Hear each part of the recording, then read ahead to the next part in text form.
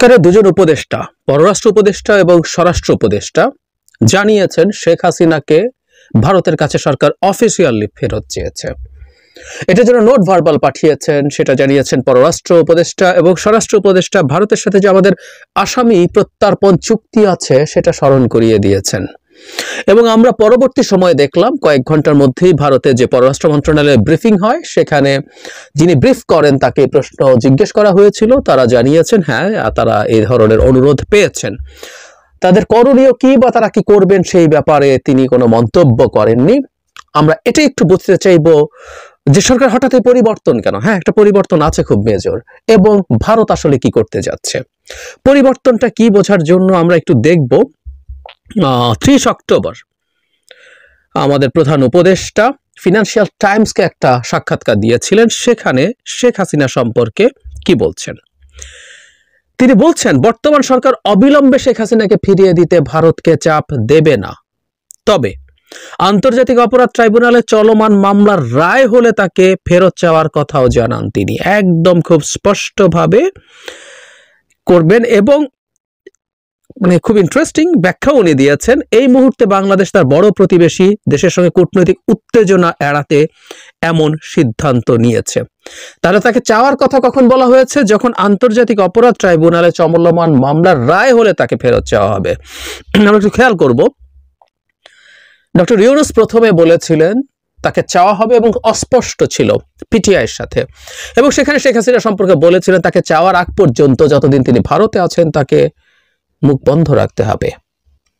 পরবর্তীতে তিনি এই জায়গায় এসে ভারতের সাথে কূটনৈতিক এক ধরনের সমস্যা এড়ানোর জন্য তিনি চাপ এই মুহূর্তে দিচ্ছেন না, সেটা তার যদি মামলার রায় হয়। এবং তখন আমরা অনেকে এটা বলতে চেয়েছি, আমি অন্তত বলেছি, সেটা হলো সরকার তার জায়গা থেকে এই যে উত্তেজনা আছে এটাকে ডিএসকালেট করতে চেয়েছে, ভারতকে বিব্রতকর পরিস্থিতির মধ্যে ফেলতে চাইছে না। কারণ শেখ হাসিনাকে চাওয়া পরিস্থিতি তৈরি হয়ে গিয়েছিল নভেম্বরের মাঝামাঝি, কারণ তার বিরুদ্ধে যে গ্রেপ্তারি পরোয়ানা জারির কথা, কারণ আগে তাকে সময় দেওয়া হয়েছিল 1 মাস, সেই 1 মাস নভেম্বরের মাঝামাঝি শেষ হয়ে গেছে, কিন্তু তিনি আত্মসমর্পণ করেননি আদালতে। ফলে তার বিরুদ্ধে গ্রেফতারি পরোয়ানা জারি সবকিছু হয়েছে, এবং তখনই তাকে চাওয়া যেতে পারে যে আমার একজন পলাতক অভিযুক্ত ভারতের মাটিতে আছে, তো ভারতকে আমরা বলতে পারি যে তুমি তাকে ফেরত পাঠাও, তার বিচার আমরা করছি। অ্যাপারেন্টলি খেয়াল করবো আমরা 30 অক্টোবর এসেই, নভেম্বরের মাঝামাঝি টাইম শেষ হচ্ছে, কিন্তু 30 অক্টোবরই ডক্টর ইউনূস সাক্ষাৎকারে জানিয়ে দিচ্ছেন আমরা এখন চাইছি না তাকে। সেই জায়গা থেকে সরকার আবার সরে আসলো এবং এটা আবার তারা অফিসিয়ালি চেয়েছেন। আমি এটাকে একটা স্মার্ট মুভ মনে করি। আমি নিজে এই কথাটা আমার অন্তত এইগুলোতে বলেছি যে সরকারের তাকে ফেরত চাওয়া উচিত এখন, আগে যাই বলে থাকুক না কেন। কেন মনে করেছি এটা স্মরণ করিয়ে দেয়, যারা আমার নিয়মিত দেখেন শোনেন তারা জানেন আমি কেন বলেছিলাম। তারপর একটু বলতে চাই, সাম্প্রতিক সময় শেখ হাসিনা ওনার বার বেড়েছে বলি না, ওনার অনেক বার বেড়েছে। বারটা কি, উনি একরকম লিক করে অ্যাপারেন্টলি, অথচ উনি আসলে রেকর্ড করে করে তার অডিও কল ছাড়ছিলেন, তারপরে উনি পোস্টারিং করছেন অন্তত 3টা জায়গায় 3টে জায়গায় পোস্টারিং হয়েছে। প্রথম একটা কোনো পোস্টারিং ছাড়া একটা সভায় বক্তৃতা দিয়েছেন, তারপর 3টা জায়গায় রীতিমতো পোস্টারিং করে তিনি জনসভা করেছেন। ইনডোর হলেও অনেক মানুষ এসছে, এবং সেখানে উনি বক্তৃতা করেছেন। যে পোস্টারগুলো ছিল সেখানে প্রধানমন্ত্রী এবং তার নামে শেষে এমপি লেখা ছিল। সো এইরকম ন্যারেটিভের বক্তব্য নিয়ে তিনি হাজির হচ্ছিলেন একটার পর একটা ঘোষণা দিয়ে। জাস্ট ভিডিও কলটা বাকি ছিল। আমরা ধারণা করতে পারি অচিরেই সেটা দেখা যাওয়ার সম্ভাবনা ছিল বা এখনো হয়তো বা আছে। তো এই জায়গায় তার এই বার বাড়ার পর সরকার এটা খুব স্বাভাবিকভাবে নেওয়ার কোনো কারণ নেই। এবং আমরা দেখেছি ভারতের পররাষ্ট্র সচিব যখন বাংলাদেশে এসছেন তখন সরকারের জায়গা থেকে এটার প্রতিবাদ জানানো হয়েছে, এবং যারা মিস্ত্রি বলেছিলেন যে তার সরকার কোনো রকম কোনো সাহায্য করছে না, তিনি তার পার্সোনাল ডিভাইস থেকে এটা করছেন। কিন্তু আমরা যে কথাটা বলতে চেয়েছি, ভারত সরকার তাকে এই ব্যাপারে স্পষ্ট নিষেধাজ্ঞা দিতে পারে যে আপনি এটা করতে পারেন না যদি এখানে থাকতে হয় আপনাকে। এবং আমি বলেছিলাম শেখ হাসিনার এই ধরনের বক্তব্য সামনে আসলে টেকনিক্যালি আমাদের লাভ আছে, কারণ আমি তার মতো একজন দানবীয় মানুষ, দানব যখন আমাদের সামনে আসে, বিভৎস নোংরা একজন মানুষ যখন আমাদের সামনে আসে, তখন আমাদের স্মরণে স্মৃতিতে সে সময়গুলো জেগে ওঠে, যারা আমরা অনেকে খুব অস্থির, আমাদের দেশে কি হলো না হলো, আগেরটাই ভালো ছিল, আমরা কি এই বাংলাদেশ চেয়েছিলাম, আমরা ফান করে যাদেরকে আফসোস লীগ বলি, তাদের যে পরিস্থিতি আছে সেই পরিস্থিতির মুখে দাঁড়িয়ে এই নারী যখন কথা বলেন আমাদের অতীত মনে পড়ে যায়, আমাদের ঐক্য বাড়ে, কোনো সন্দেহ নেই, তার প্রতি ঘৃণা বিদ্বেষ বাড়ে। কিন্তু ওই যে একই সাথে এটা তার দলের কিছু লোকজন আছে, তার পান্ডারা মনোবল ফিরে পাওয়ার একটা পরিস্থিতি হয় এবং তাই সেই পান্ডারা এই পারসেপশন তাদের মধ্যে রাখতে পারে যে ভারত তাদের নেত্রী এবং তাদের মাফিয়া লিডারের সাথে আছে এবং তারা কোনো একদিন ভারতকে দিয়ে বাংলাদেশে প্রতিষ্ঠিত হবেন, এই মনোবলটা তৈরি হওয়ার সম্ভাবনা থাকে। সো ওটা ভেঙে দিতে হবে এবং শুধু সেটা শেখ হাসিনার কাছেও এই বক্তব্য, এই মেসেজ যেতে হবে যে ভারতও ইনফ্যাক্ট তাকে আর পৌঁছে না, আমরা কথ্য ভাষায় বলি না, ওই পরিস্থিতি তৈরি করা দরকার, সেই মেসেজগুলো দরকার। এবং ভারতকেও আসলে বাংলাদেশের সাথে তার সম্পর্ক রিয়ালাইন করার জন্য কতগুলো জেস্চার দিতে হবে, আমরা ওই জেস্চারটাও দেখতে চাই।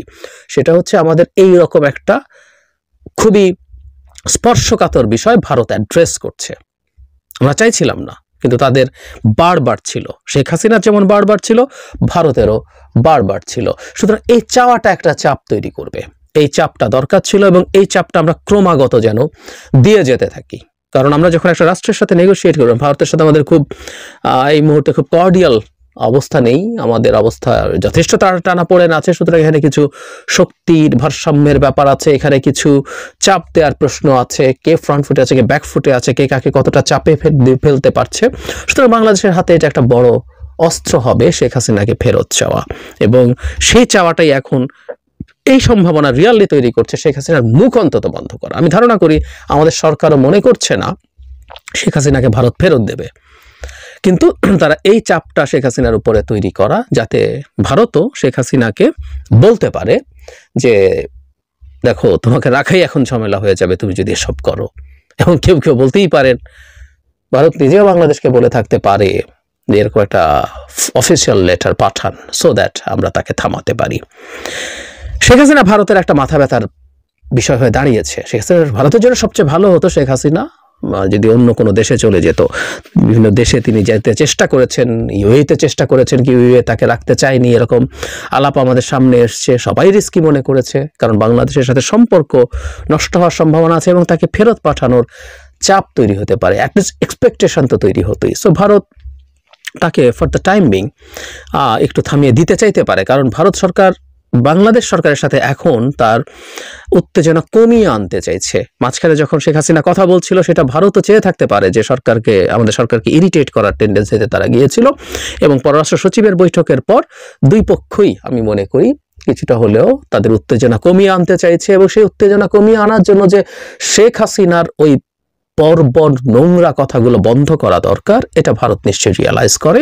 সুতরাং এটা দিয়ে সেই চেষ্টা সে করে থাকে। এটা ভারতের নিজের চাওয়া হলে হতেও পারে, আমি বলছি না সেটাই চাওয়া, কিন্তু হতেও পারে।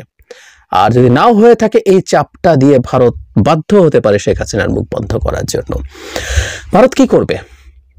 শেখ হাসিনাকে ফেরত দেবে না, এটা আমরা খুব ভালো মতো জানি, কারণ যে প্রত্যর্পণ চুক্তির কথা বলা হচ্ছে ওর মধ্যে অনেকগুলো ক্লজ আছে যেগুলো দেখিয়ে টেকিয়ে এগুলো বন্ধ করা যায়। আর ক্লজ টজ আসলে ব্যাপার না, ভারত শেখ হাসিনাকে ফেরত দিতে পারে না, India simply can not afford that. আমরা এই আলাপ করেছি।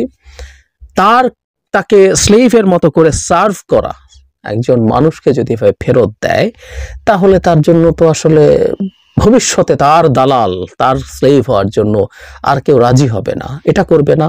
একই সাথে শেখ হাসিনা খুবই ভিনডিকটিভ মানুষ, খুবই ভিনডিকটিভ মানুষ। সুতরাং তাকে যদি বাংলাদেশের সাথে ফেরত দেওয়া হয়, ভারত বাংলাদেশে কি কি করেছে আমরা অনেক কিছু জানি, যে সম্প্রতি গুমের ক্ষেত্রেও দেখেছি যে ভারত, আমরা জানতাম এগুলো কিন্তু এখন তদন্তে বেরিয়ে আসছে ভারত জড়িত।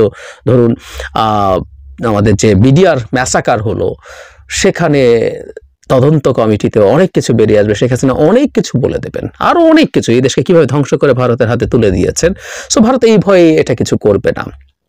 সর্বোচ্চ ভারত যেটা করতে পারে শেখ হাসিনাকে থামাতে পারে, এটাও আমাদের জন্য একটা বড় অর্জন হতে পারে। তবে আমি একটা জিনিস মনে করি, আসামি প্রত্যর্পণ চুক্তির আওতায় বাংলাদেশের আসলে অন্য লোকজন যারা ভারতে আছে তাদেরকে ভারত থেকে আনার ব্যবস্থা করা, সরকারের খুব গুরুত্বপূর্ণ তথ্য, গুরুত্ব দিয়ে ইনফ্যাক্ট বিশ্বাসযোগ্যভাবে তথ্য বের করতে হবে কারা কারা ভারতে আছেন, যেমন সম্প্রতি ওবায়দুল কাদের ভারতে পালিয়ে গেছেন বলে আলাপ আছে। একইভাবে ভারতে আরো ধরুন শামীম ওসমানকে আমরা ভারতে প্রকাশ্যে ছবি দেখেছি। এরকম আরো যারা আছেন, যাদের ছবি দেখা গেছে, সম্ভবত সাবেক স্বরাষ্ট্রমন্ত্রী তিনিও আছেন, যারা আছেন